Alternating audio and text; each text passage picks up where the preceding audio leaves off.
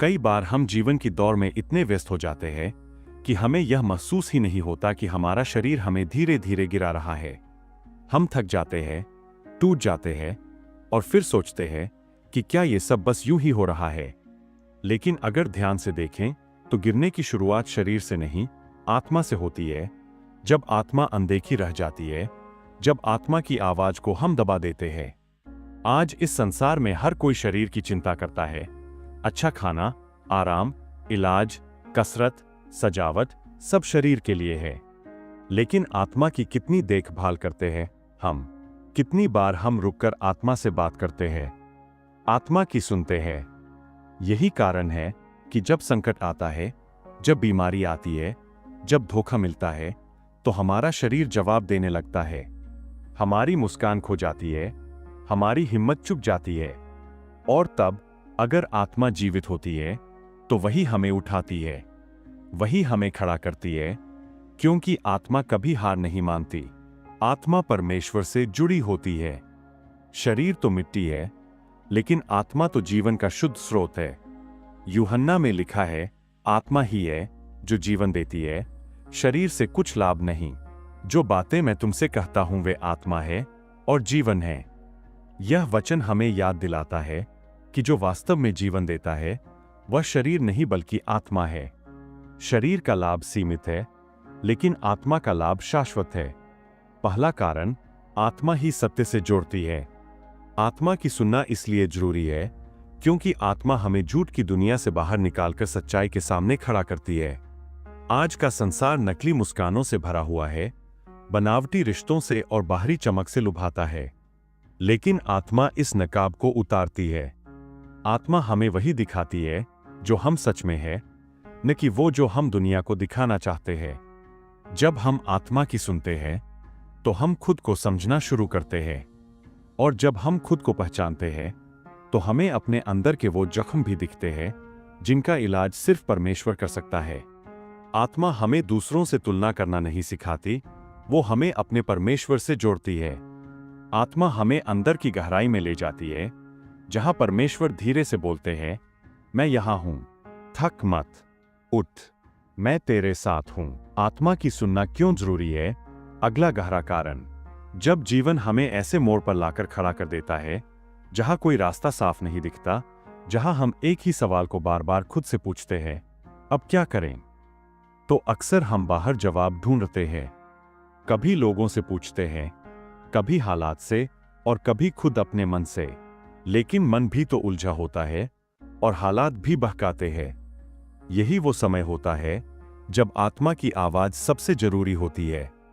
आत्मा की सुनना जरूरी है क्योंकि आत्मा ही वो दिशा देती है जो संसार नहीं दे सकता। जब चारों ओर से भ्रम हो, जब हम तय कर पा रहे हों कि किस रास्ते पर चलें, कौन सा फैसला लें, आत्मा चुपचाप मार्गदर्शन देती है। आत्मा की बात तेज नहीं होती, वो धीमे से बोलती है, लेकिन सच्ची होती है। आत्मा किसी शोर में नहीं बोलती। आत्मा तभी बोलती है जब हम रुकते हैं, चुप होते हैं और भीतर झांकते हैं। लेकिन अक्सर हम इतने व्यस्त रहते हैं कि आत्मा की आवाज सुन ही नहीं पाते। हम सोचते हैं कि हमारी समझ, हमारी प्लानिंग, हमारी सूझबूझ ही काफी है। पर जब कुछ काम नहीं आता, तब महसूस होता है कि एक आवाज थी जिसे हम अनदेखा करते रहे। जो आत्मा से जुड़ा होता है वह जानता है कि कब रुकना है, कब चलना है, किस दिशा में बढ़ना है। ऐसे लोग गलत रास्तों से भी बच जाते हैं और उस शांति को पाते हैं जो कोई बाहर से नहीं दे सकता। आत्मा की सुनने का मतलब ये नहीं कि सब कुछ हमेशा साफ दिखेगा, लेकिन इसका मतलब ये है कि एक भरोसेमंद हाथ हमें हर अंधेरे में थामे हुए है। जब हम आत्मा की आवाज पर ध्यान देते हैं, तब रास्ता शायद तंग होता है, पर मंजिल सच्ची होती है। यह वही आत्मा है जो तब भी बोलती है जब सब चुप है, जब कोई सलाह नहीं देता, जब दिल टूट चुका होता है। तब आत्मा कहती है, चल, फिर से उठ, परमेश्वर अभी भी तेरे साथ है। और इसी वजह से आत्मा की आवाज को दबाना नहीं, सुनना चाहिए, क्योंकि वही रास्ता दिखाती है जब दुनिया में रास्ते खत्म हो जाते हैं। तीसरा गहरा कारण है, कई बार जीवन में हम ऐसे मोड़ पर पहुंच जाते हैं जहां बाहर से सब कुछ ठीक लगता है। हमारी नौकरी चल रही है, परिवार भी साथ है, लोग हमें पसंद करते हैं और फिर भी अंदर एक खालीपन बना रहता है। ये वही जगह है जहां आत्मा की जरूरत सबसे ज्यादा होती है। और इसी से आता है आत्मा की सुनने का तीसरा गहरा कारण। आत्मा ही हमें आंतरिक शांति देती है। शांति वो चीज है जिसे कोई दुनिया नहीं दे सकती। लोग समझते हैं कि अगर जीवन में संघर्ष नहीं है तो शांति है, लेकिन असली शांति का आत्मा से लेना देना है, हालात से नहीं। हो सकता है तूफान चल रहा हो, फिर भी अगर आत्मा परमेश्वर से जुड़ी है तो भीतर एक स्थिरता बनी रहती है। बिना आत्मा की आवाज के हम बाहर की दुनिया में तो व्यस्त रह सकते हैं, लेकिन भीतर की दुनिया बिखरी रहती है। हम भीड़ में होते हैं, फिर भी अकेले महसूस करते हैं, क्योंकि आत्मा अगर शांत न हो तो मन कभी चैन नहीं पा सकता। आत्मा की सुनना इसलिए जरूरी है क्योंकि वही उस भीतरी शोर को शांत करती है जो हर दिन हमें थका देता है। आत्मा हमें बाहर की हलचल से नहीं, भीतर की बेचैनी से निजात देती है। जब आत्मा से जुड़ाव होता है तो हम सच्ची शांति को महसूस करते हैं। ऐसी शांति जो न तो दौलत से आती है, न रिश्तों से, न किसी उपलब्धि से। ये शांति केवल आत्मा की गहराई से निकलती है। जब कोई आत्मा से जुड़ा होता है तो वो परिस्थितियों में फंसा नहीं रहता, वो उन्हें समझता है। वो दुख से टूटता नहीं, बल्कि आत्मा की मदद से उस दुख को पार करता है।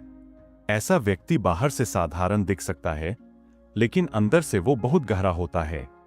आत्मिक शांति कोई भावनात्मक नशा नहीं है, बल्कि वो स्थायित्व है जो हमें गिरने से पहले संभाल लेता है।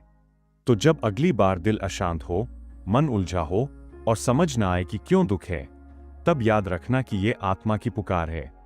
वो बुला रही है शांत होने को, सुनने को, जुड़ने को। चौथा गहरा कारण है, जब जीवन में हार का अनुभव आता है, और वो हार सिर्फ किसी परीक्षा या व्यापार की नहीं, बल्कि अपने अंदर से हारने की होती है, तब इंसान सच में टूटने लगता है। वो सोचता है कि अब उसमें कुछ भी करने की ताकत नहीं बची, और इसी बिंदु पर आत्मा की सुनना अनिवार्य हो जाती है। आत्मा ही हमें फिर से उठने की ताकत देती है जब शरीर और मन दोनों जवाब दे चुके होते हैं। हम कई बार अपने अंदर की शक्ति को गलत जगह खोजते हैं।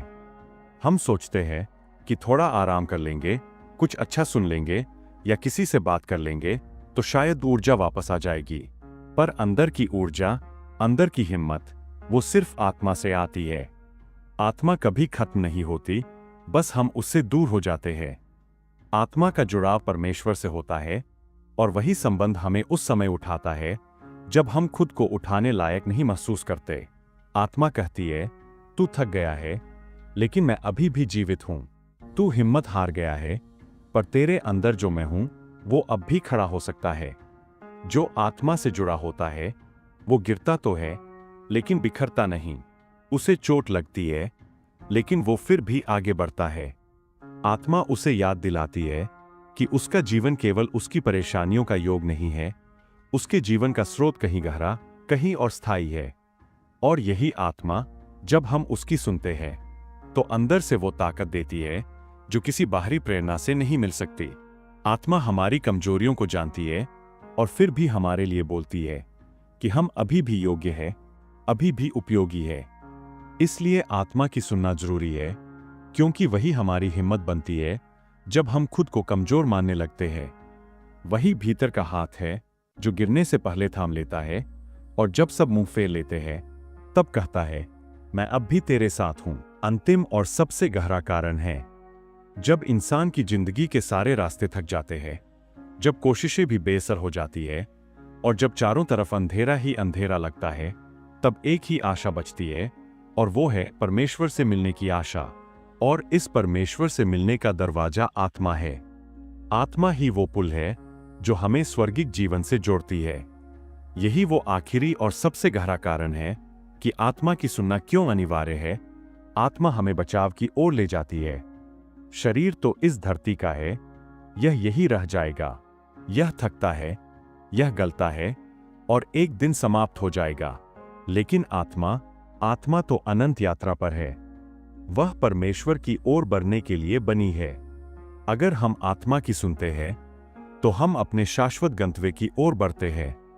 लेकिन अगर आत्मा की आवाज को दबा देते हैं, तो हम सिर्फ एक मृत देह के पीछे भागते रहते हैं जिसका कोई अंत नहीं।